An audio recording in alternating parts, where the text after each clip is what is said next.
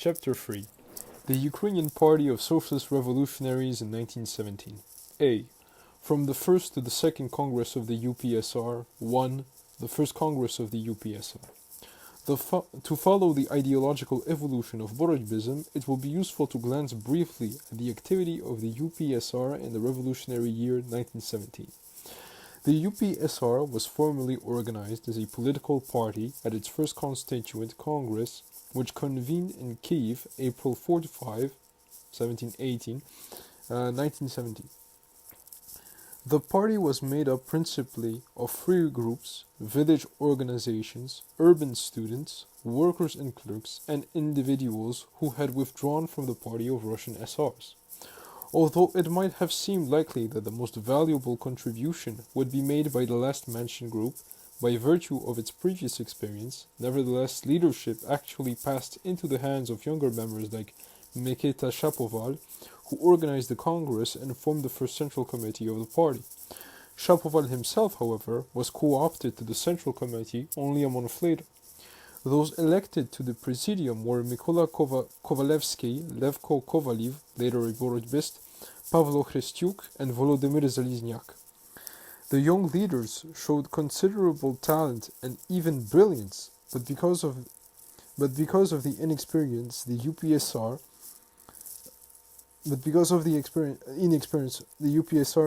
numerically the strongest Ukrainian party in 1917, with its 1 million members, was incapable of forming a government under the Ukrainian People's Republic. In its ideology, temperament, and tactics, according to Volodymyr Vinnichenko, the UPSR on the whole satisfied the revolutionary aspiration of the Ukrainian peasantry. Within its ranks were some talented and active men, sincerely devoted to the ideas of the revolution, but it was young, without organizational experience and without definite party schooling on tradition. Built on the program and tactics of the Russian Socialist Revolutionaries, it had no time to adapt this borrowed platform to the national needs and therefore felt insecure and unstable. The peasant masses followed it willingly, with complete trust, but it lacked sufficient intellectual and organizational power to assume leadership, and the Rada on the basis of its numerical superiority.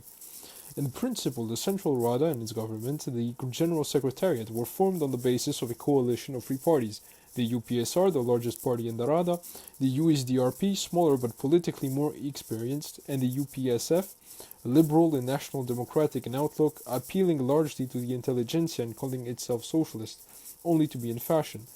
In fact, however, the General Secretariat became a coalition of the USDRP and the UPSF. The representative of the UPSR had no real influence. In selecting its candidates for ministerial posts, the UPSR inclined toward professors and specialists in the particular field rather than its foremost leaders.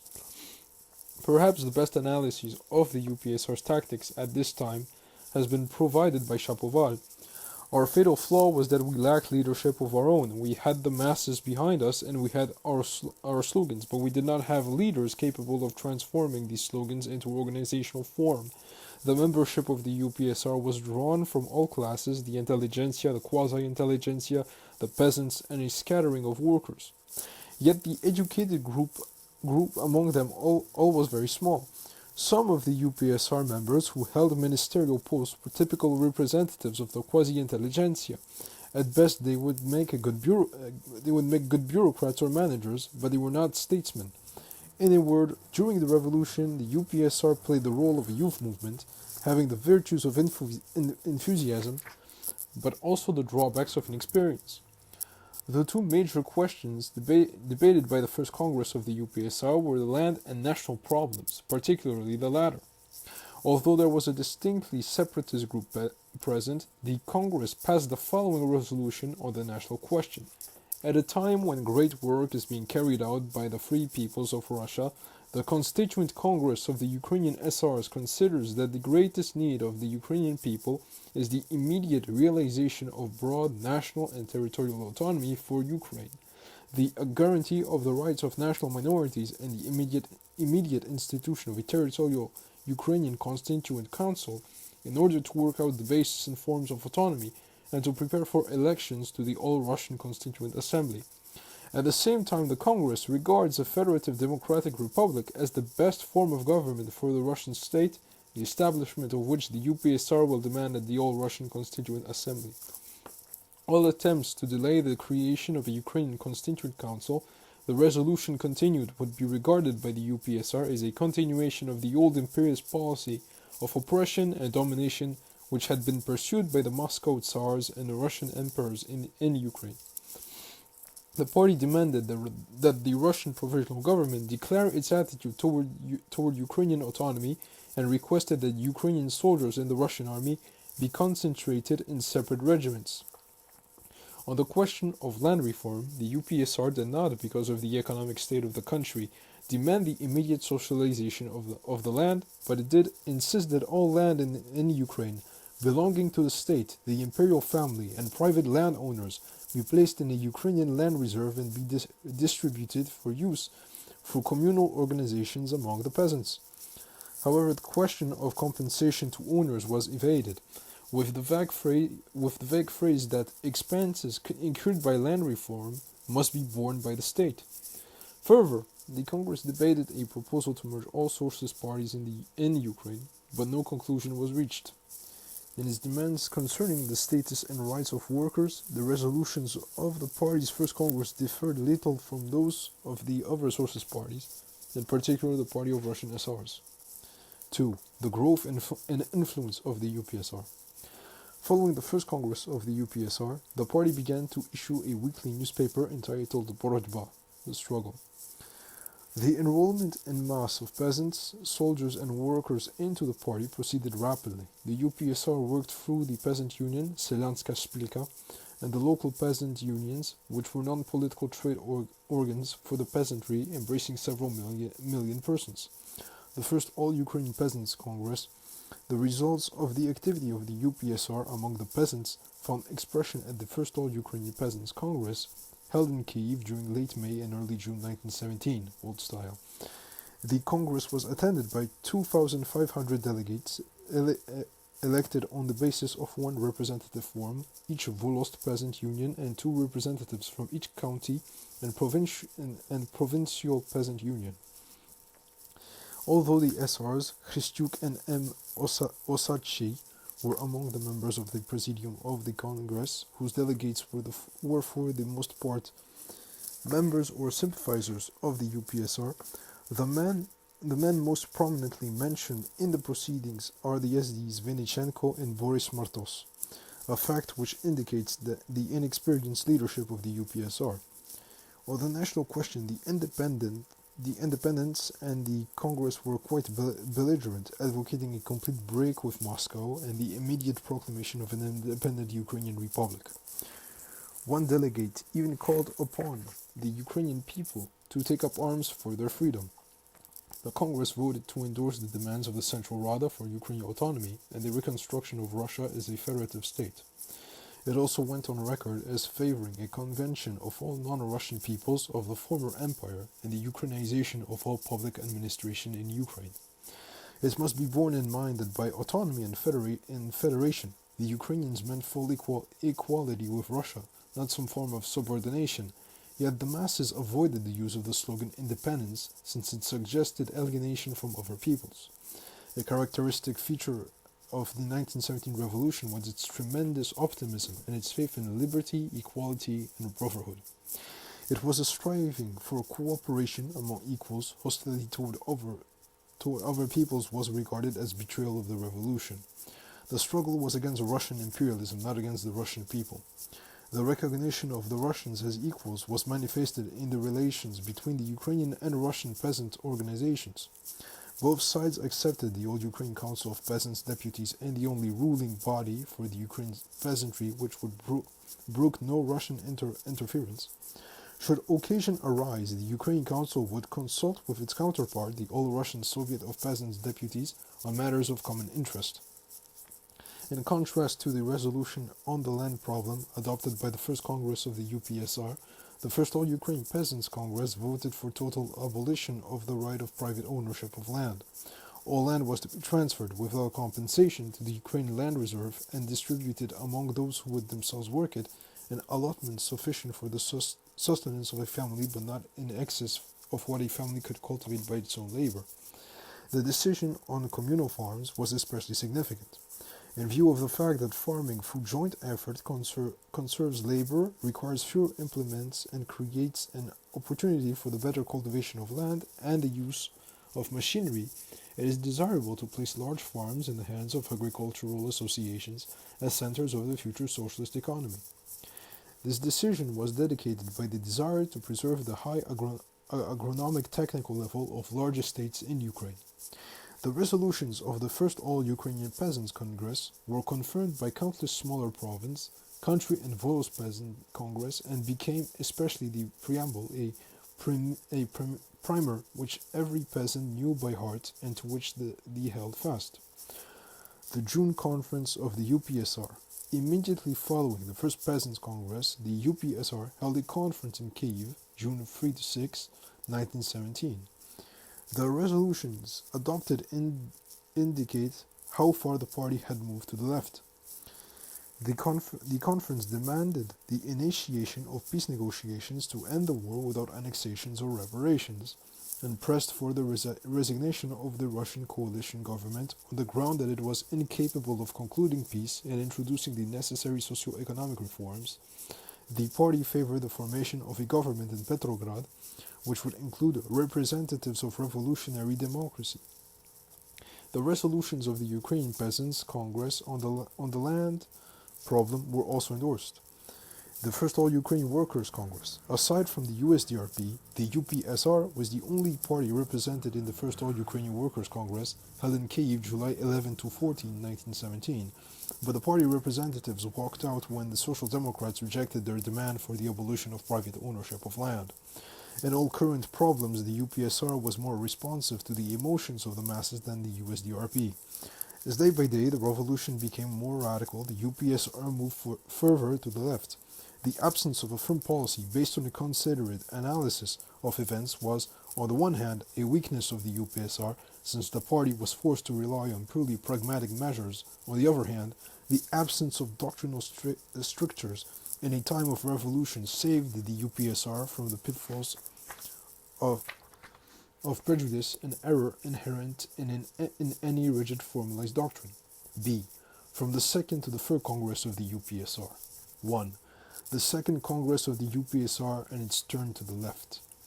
The Second Congress of the UPSR convened in Kyiv July 15 to 19, 1917, shortly after the July days in Petrograd.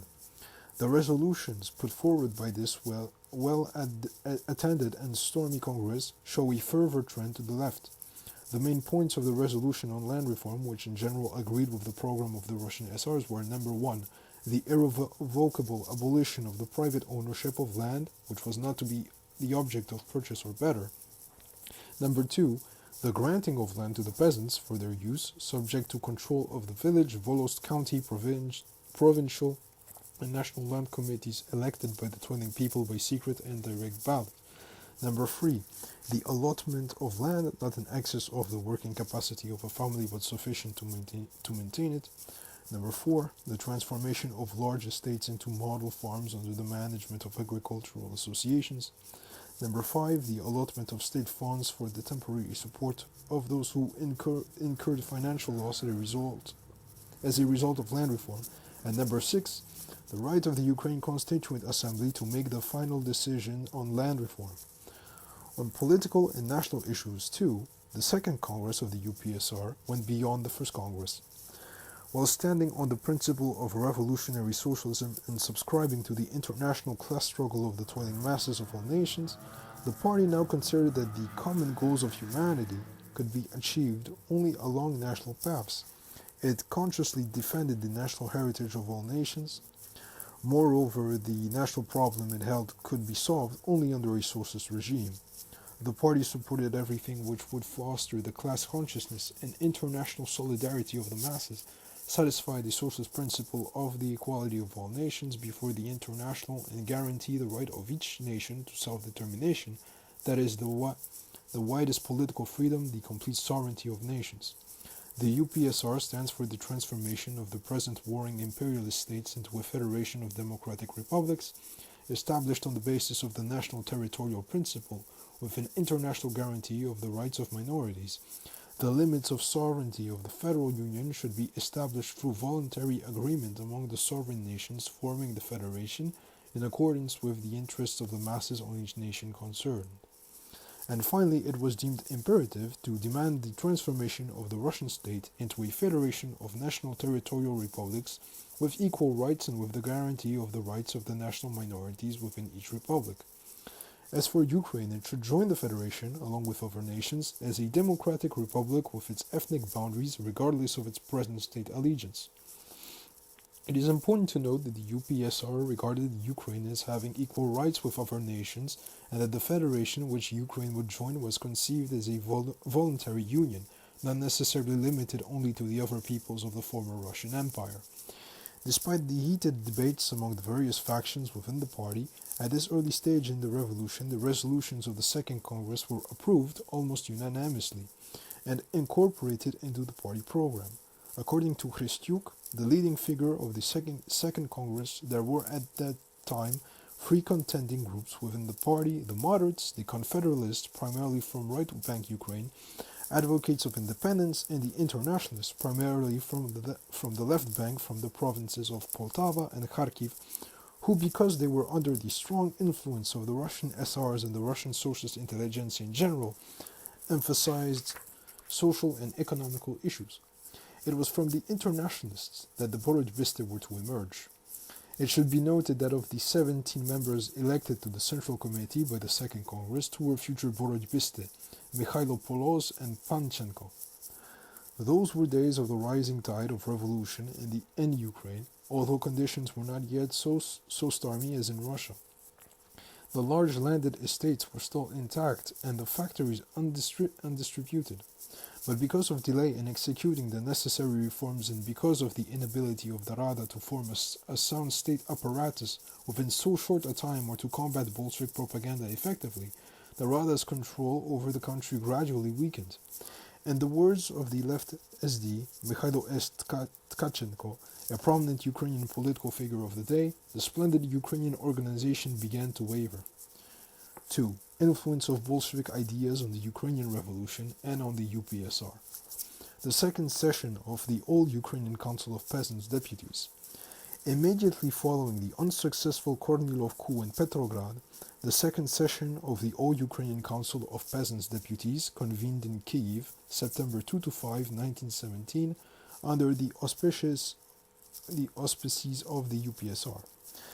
A resolution addressed by the Council to the Petrograd Provisional Government advised all Russian democracy that the very elements hostile to the Ukrainian liberation movement were to be found in the Kornilov circles and that the latter's information was influencing Petrograd and its Ukrainian policy. The resolution further demanded Ukrainian autonomy by calling on Petrograd to recognize the General Secretariat of the Rada. A second resolution favored continued activity of the councils, Soviets of soldiers, workers and peasants, deputies throughout Russia and Ukraine, since they had played such an important part in suppressing the Kornilov revolt. It recommended that the provisional government do everything in its power to bring about the immediate cessation of the war and the conclusion of peace among the belligerent nations. At the same time, the second session advocated the strengthening of the peasant unions as the only organizations capable of safeguarding the achievements of the revolution against the evil designs of the bourgeoisie. In the economic field, control over industry was recommended for the purpose of establishing price control over scarce commodities, banning the production of luxury goods and regulating the distribution of essential goods, mainly through the cooperatives.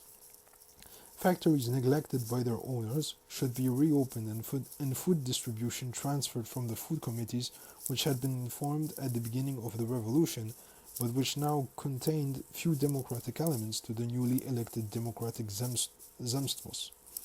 As for agricultural problems, the Rada was requested to confirm the rights of the land committees and to authorize them to fix land wages and rents.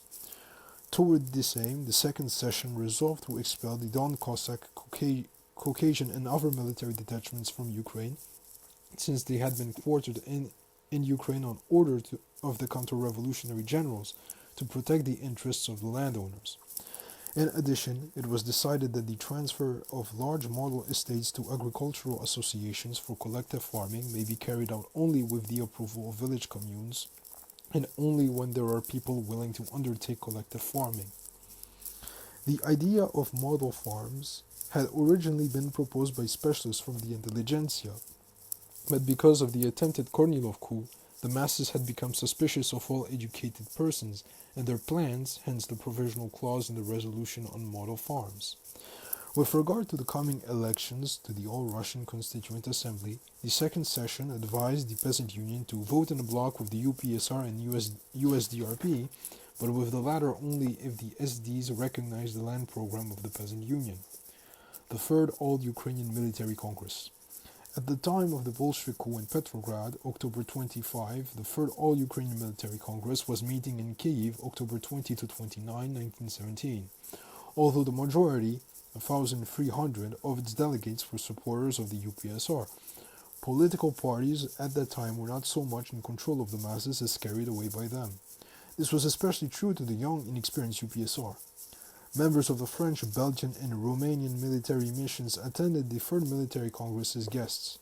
In order to combat anarchy, the Congress demanded that the Central Rada and the General Secretariat, supported by the Ukrainian Revolutionary Army, assume full power in the entire territory of Ukraine.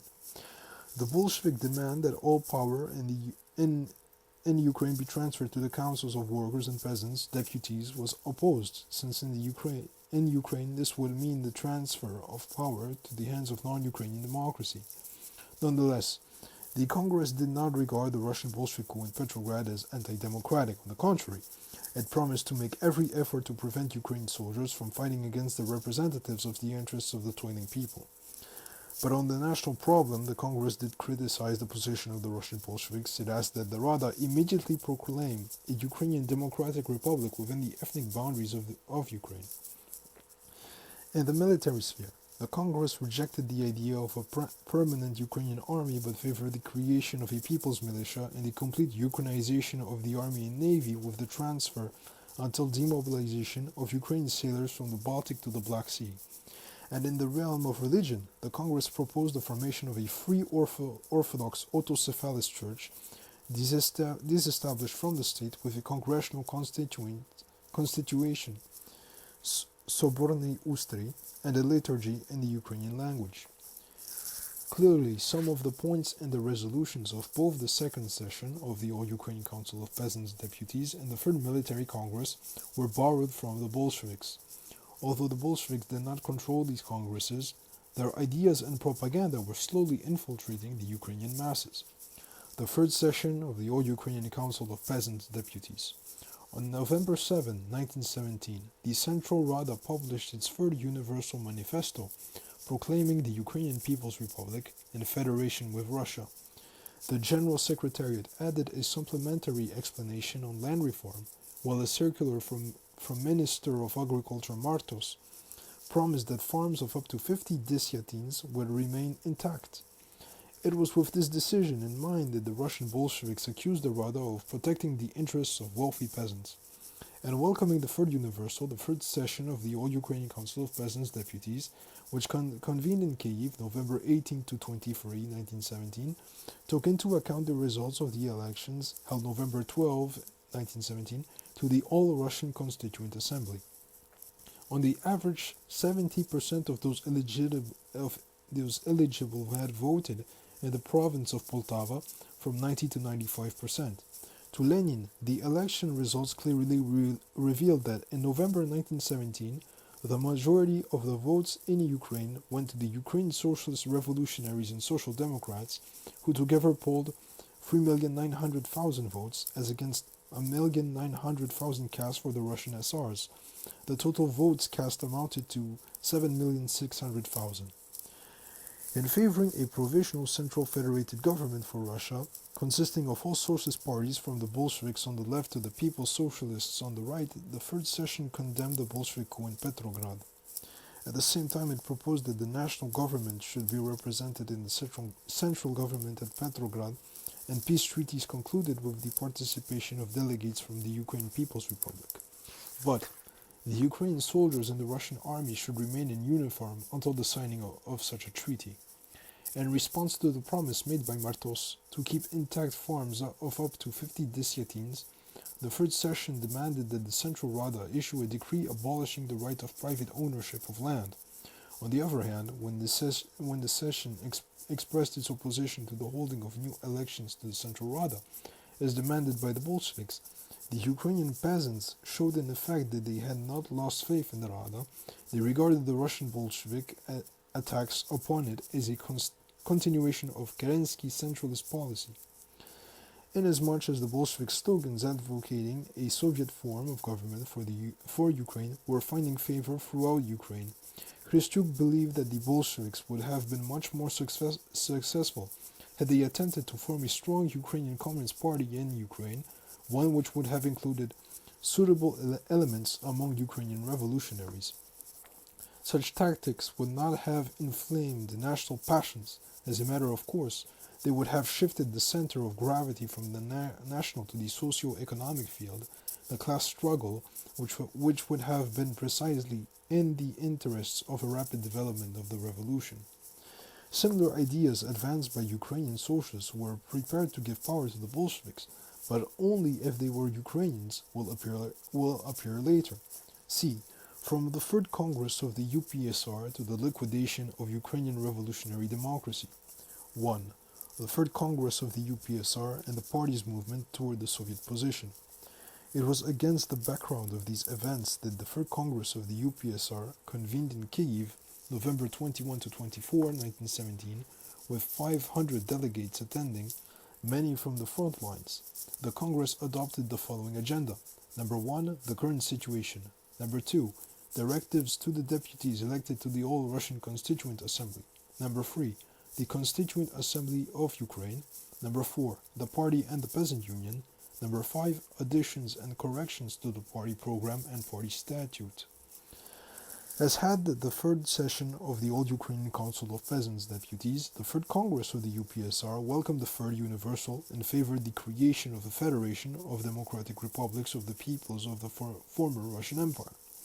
However, the views of the internationalist wing of the party are evident in the statement that the national aspect of the revolution in some measure is beginning to unveil over successful development of the social and economic class struggle, and is dictating a policy of social conservatism which might destroy the support given to the Rada by the peasants and workers. Christyuk, a participant of the Congress, relates that the internationalist wing, well represented, sharply disapproved of the Rada, accusing it of overemphasizing the national struggle at the expense of social and economic issues, thus endangering the political and national gains made by the Ukrainians. As a result, the Congress passed a special resolution outlining legislation which the UPSR would attempt to put through the Rada.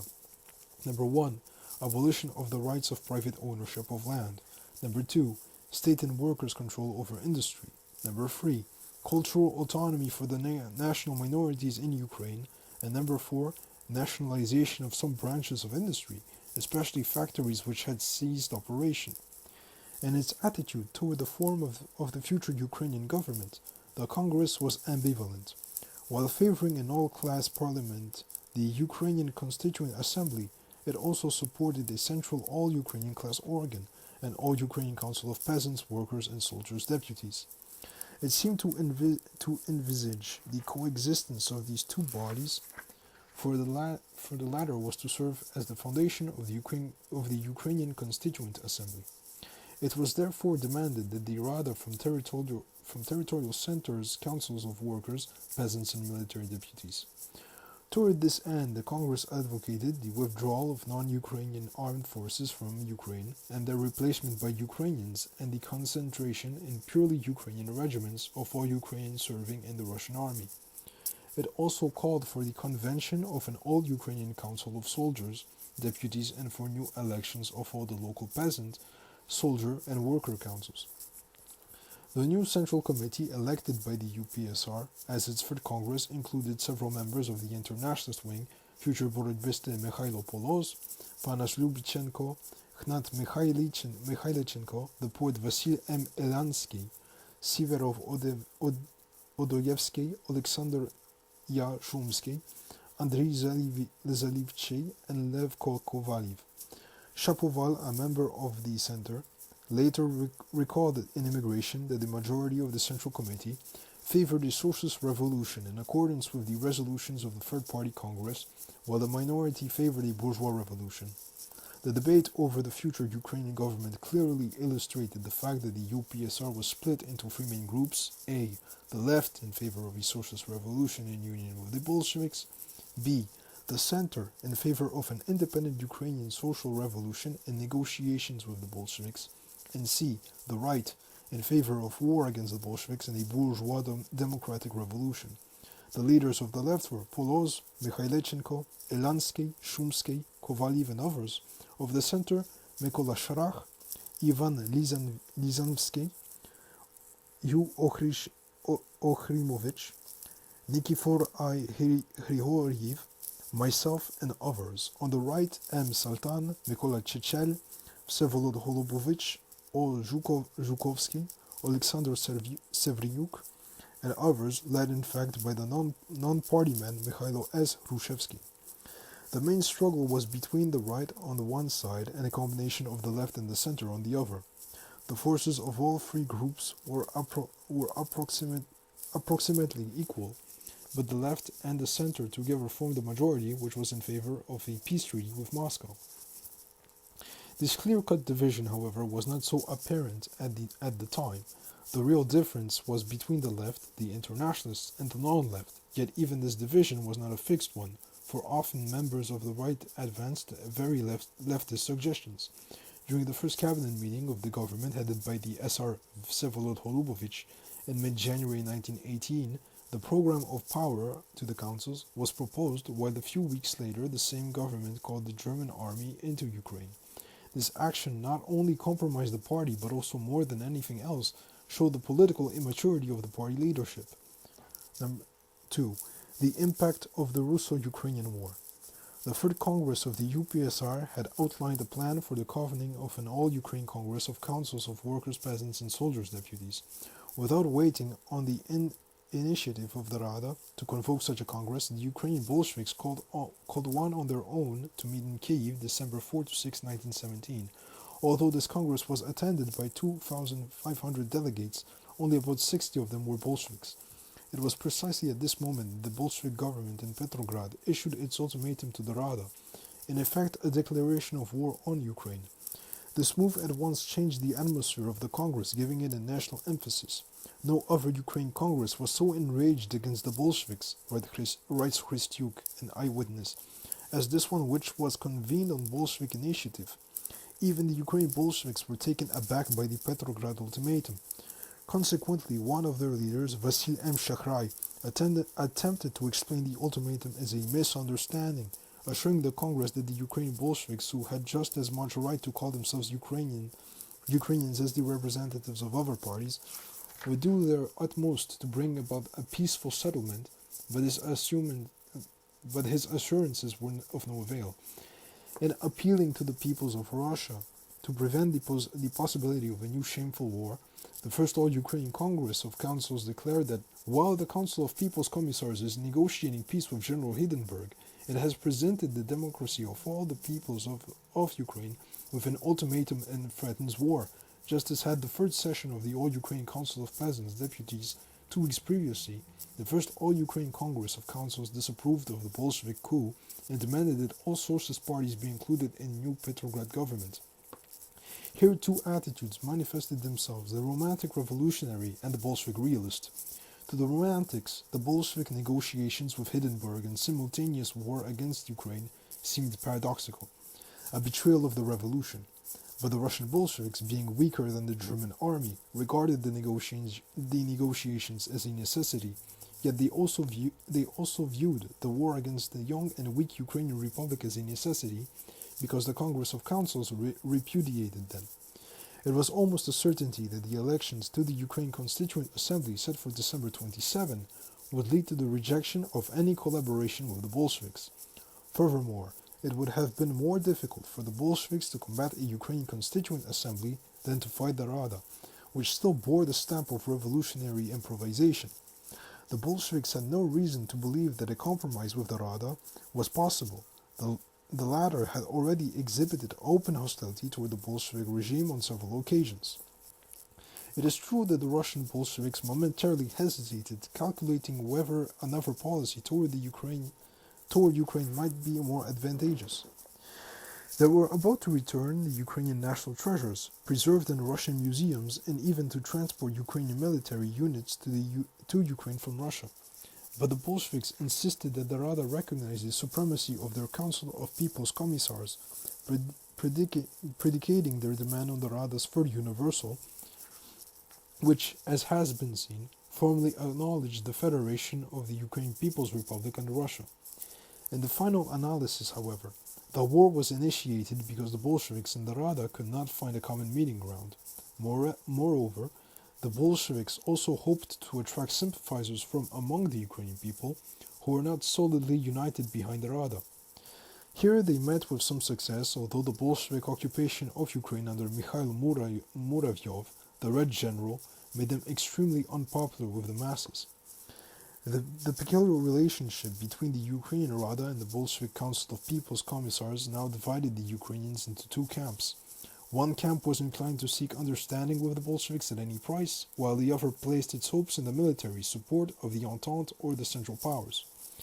Faced with the fact that the First Congress of Councils in Kiev had turned against them, the Bolsheviks, plus some of the members of the Kiev City Council of Workers' and Soldiers' Deputies, withdrew to Kharkiv, where on December 14, together with the Congress of Soviets of the Donetsk and Kryvyi Rog regions, they formed a rival Congress which elected a central committee and declared the Rada dissolved. It is this Congress which has gone down in Soviet history as the first all-Ukraine Congress of Soviets of Workers, Peasants and Soldiers' Deputies. The First Russo-Ukrainian War led to a major crisis within the ranks of Ukrainian revolutionaries. It brought about an internal transformation of the UPSR and accelerated the growth of that party's internationalist wing. It also demonstrated the weakness of Vinnychenko's government. On January 9, 1918, the Rada issued its fourth universal, proclaiming the complete independence of the Ukrainian People's Republic. Under pressure from the UPSR, the Rada included in the proclamation of a clause concerning the socialization of land and industry and the strict control of banks. Nevertheless, the Ukrainian SRs demanded Vinnychenko's resignation. The left wing of the Central Committee of the UPSR, in contact with the Russian left SRs, who had entered a coalition with the Bolsheviks, demanded the creation of an SR government in Ukraine and an immediate truce with the Russian Bolsheviks.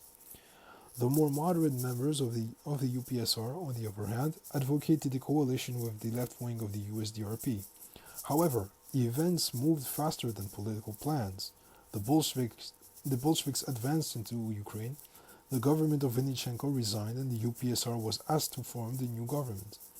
But the party was being torn asunder by two warring factions. 3. Failure of a left SR coup and of a right SR government. Shapoval has observed that the left wing of the UPSR considered the war with Soviet Russia simply a mistake and a misunderstanding. From their point of view, the Rada had moved too far to the right, and at the same time they found it difficult to reach an agreement with the more moderate sections of the party. In fact, the Central Committee, despite several days of meetings, failed to agree either on a platform or on a cabinet. During this period of indecision, the left-wing event considered a political coup to overthrow the Rada and proclaim a Soviet government in Ukraine. Due to their hesitation, however, most of their leaders, Poloz, Mikhailichenko, Siverov Odoyevsky, and Shumsky, were arrested on orders of the Social Democrat Kovenko, the city commandant in Kiev. They were released soon afterwards, and in the end, the Socialist Revolutionary Vsevolod Holubovich was entrusted with the formation of a new government. Vinnychenko's vision of this basic conflict within the UPSR has a slightly different emphasis. Among the very members of the Central Rada and the General Secretariat were men who recognized the hopelessness of the struggle for the type of government we wanted, yet who realized that a defeat by force of arms would jeopardize the gains of the national revival, for in that event the government would pass into the hands of non-Ukrainian nationals. Therefore, they were prepared to see new elections to the Rada. They would accept the slogan "All power to the Soviets" and were even ready for a coup if only it were brought about by Ukrainian forces. Both Vinnychenko and Shapoval agreed that the group which planned the coup, through their contacts with Russian leftist czars, reached an understanding with the Council of People's Commissars on the establishment of a Ukraine Soviet government. It was evident, adds Vinnychenko, that they would also have come to an agreement with the Kharkiv People's Secretariat, that is a Bolshevik group, in order to ensure a national character to a Soviet government. It is clear from these events that the antagonisms within Ukrainian political life at that time were not so deeply ingrained as those within Russia. This was due in part to the fact that there were relatively few Ukrainian bourgeois capitalists or large landowners, and in part to the fact that all Ukrainian parties were united in the desire to preserve the national gains of the revolution. The concessions with which some of the Ukrainian parties were prepared to grant their rivals in order to conserve national sovereignty and are characteristic of the whole Ukrainian revolution. Hrystyuk once said that the UPSR was more revolutionary than the USDRP, but this was true only while the revolution was in full swing. As soon as the peak was passed, the UPSR as a whole moved to the right of the USDRP. The best illustration of this rightward tendency was provided by the policy of Holubovich's government in treating with the Central Powers. The failure of Holubovich's government to halt the advance of the Bolsheviks into Ukraine can be explained by 1. The inadequacy of the Rada's reforms, 2. Its feeble administrative structure and the absence of a standing army, 3. The Russification of the Ukrainian towns, 4. The greater military potential of the Russians, 5. The unemployment and famine in Russia, which prompted an attack on the rich Ukraine, 6. The presence in Ukraine of Russian armed forces which had been fighting on the German front and which were therefore at the rear of Ukrainian units fighting against the Bolsheviks, and 7. The absence of natural geographical boundaries between Ukraine and Russia. In addition to these factors, the Central Powers virtually placed Ukraine in the position of an occupied country, preferring rather to aid Ukraine through the employment of their own troops than to release the Ukrainian units of the Austrian army or the Ukrainian prisoners of war in Germany. Despite Bolshevik attempts to foment civil war in Ukraine on a class basis, the war remained largely a national one, Ukraine versus Russia. It was no accident that the Bolshevik troops entering Kiev were greeted not by a Ukrainian but by a Russian Right Hussar, Ryabtsev, or that Tsarist gendarme lay slain side by side with Red Guards in the Prague Hotel, which had passed from Red to Ukrainian hands during the street fighting. The Bolshevik army, led by Muravyov, executed several prominent Ukrainians, including even the left Hussars, Zarudney, for example, who had negotiated with the Council of People's Commissars. Chiefly because of the national character of the war, a faction of the Ukrainian Bolsheviks formed an opposition against their leaders. In December, this faction published a leaflet in Kiev entitled Concerning Social Democracy in Ukraine, in which they accused the Ukrainian Social Democrats and Socialist Revolutionaries of having formed a pact with the bourgeoisie. They declared that the Bolshevik Party was alien to Ukraine and therefore, to defend the proletariat, advocated the formation of a new party. Later, after Muravyov went over to the Whites, these Bolsheviks attempted to dissociate themselves from the behavior of the Red troops in Ukraine. The first campaign of the war between Russia and Ukraine was one of the factors leading to the German occupation of Ukraine in the spring of 1918. On April 28, the German army dissolved the Rada and on the following day instituted a government under Hetman Pavlo Skoropadsky. Revolutionary democratic government in Ukraine had come to an end.